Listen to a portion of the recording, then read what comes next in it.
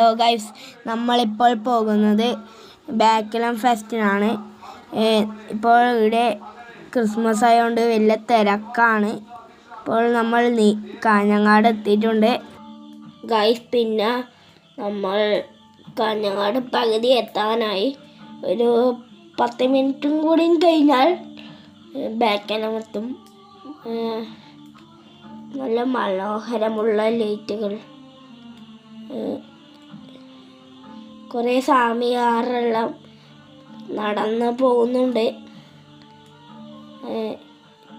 പിന്നെ ഗായ്സ്, എൻ്റെ സൗണ്ടിന് ചെറുങ്ങനെ പ്രോബ്ലമുണ്ട്. അതുകൊണ്ടാണ് ഇങ്ങനത്തെ രീതിയിൽ സംസാരിക്കുന്നത്. ഇപ്പോൾ ലൈറ്റിൻ്റെ മനോഹാരിത നിങ്ങൾ കണ്ട് ആസ്വദിക്കുന്നില്ലേ?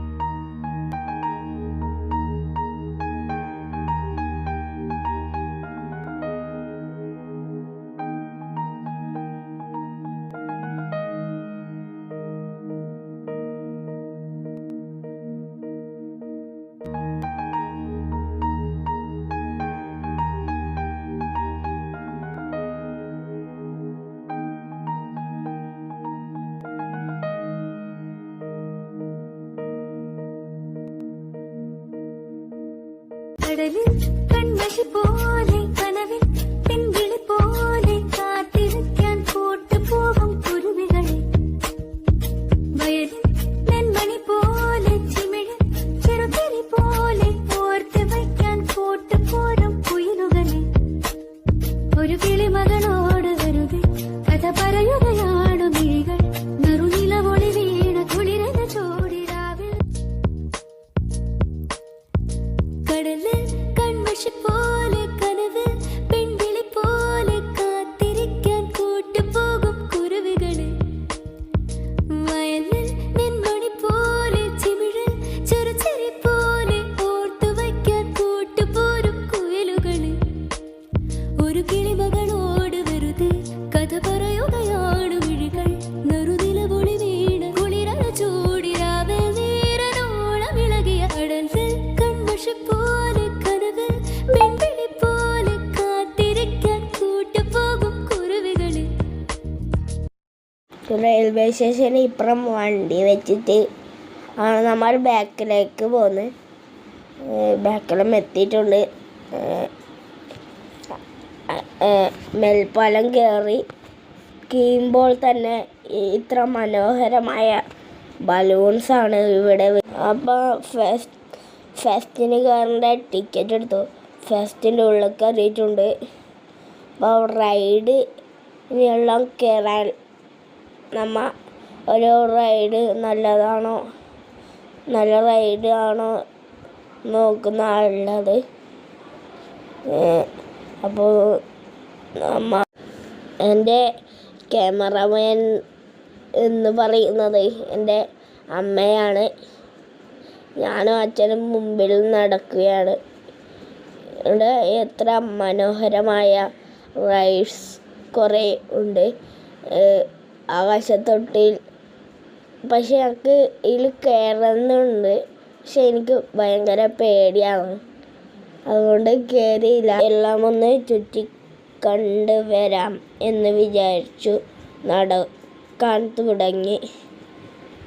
എൻ്റെ എത്ര സമയമായിട്ട് എത്തില്ല. പക്ഷേ ആദ്യം തന്നെ പോയത് നമ്മൾ സ്റ്റേജിൻ്റെ അടുത്തേക്കാണ്. പിന്നെ കോമഡി സ്റ്റാർസിലെ മിഥുൻ ചേട്ടനെല്ലാം കണ്ടു. പിന്നെ മിഥുൻ ചേട്ടൻ എല്ലാവർക്കും ഹായ് പറയുന്നുണ്ടായിരുന്നു. നമ്മളും തിരിച്ച് ഹായ്. പിന്നെ ലൈറ്റ് ഷോ നടക്കുന്നുണ്ടായിരുന്നു. എല്ലാവർക്കും സ്റ്റേജിലെ ലൈറ്റുകൾ കാണിച്ചു തരുന്നുണ്ടായിരുന്നു.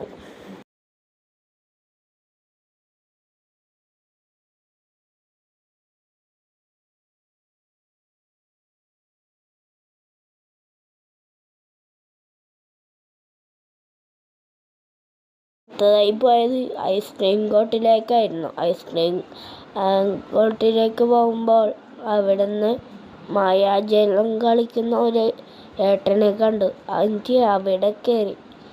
അവിടെ നിന്ന് ഒരേട്ടൻ എന്നെ കുറേ കഷ്ടപ്പെടുത്തി ഐസ്ക്രീം മേടിക്കാൻ. പിന്നെ ഞാൻ വാശിയായി.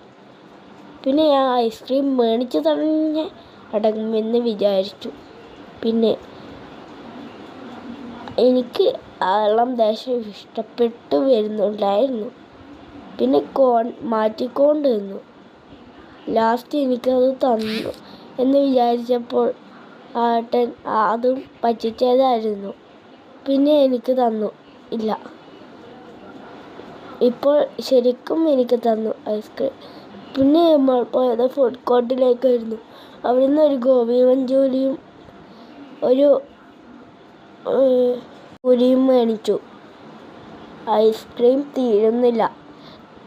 തിന്ന് എങ്ങനെയുള്ളോ തീർത്തു. പിന്നെ എനിക്ക് ഒട്ടകത്തിൽ കയറണമെന്ന് ആഗ്രഹം. അച്ഛനെന്ന് എനിക്ക് സാധിച്ചു തന്നു. പിന്നെ എനിക്ക് കടൽ തീരത്തു കൂടി നടന്നു പോകണം, അതും ഒട്ടകത്തിൻ്റെ മേൽ. അതും അച്ഛൻ സാധിച്ചു തന്നു. ഞാൻ ഒട്ടകപ്പുറത്ത് കയറാൻ പോകുമ്പോൾ ഒരു പറക്കുന്ന ഒട്ടൽ കണ്ടു. പിന്നെ ഞാൻ ഒട്ടകപ്പുറത്ത് കയറി. 100 രൂപയാണ്, ഒരാൾക്ക് 100 രൂപയാണ് ഒട്ടകപ്പുറത്ത് കയറേണ്ട ഫീസ്. എനിക്ക് ഒട്ടകത്തിനെ ഭയങ്കര ഇഷ്ടമായി. എനിക്ക് ഒന്നും കൂടി കയറണമെന്നുണ്ടായി. പക്ഷെ ഞാൻ കയറിയില്ല. എനിക്ക് ചെറിയ ഭയം ഉണ്ടായിരുന്നു. വീഴുന്നു. പിന്നെ ഞാൻ ഒട്ടകത്തുനിന്ന് ഇറങ്ങി ആദ്യ കലാപരിപാടികൾ കാണാൻ പോയി.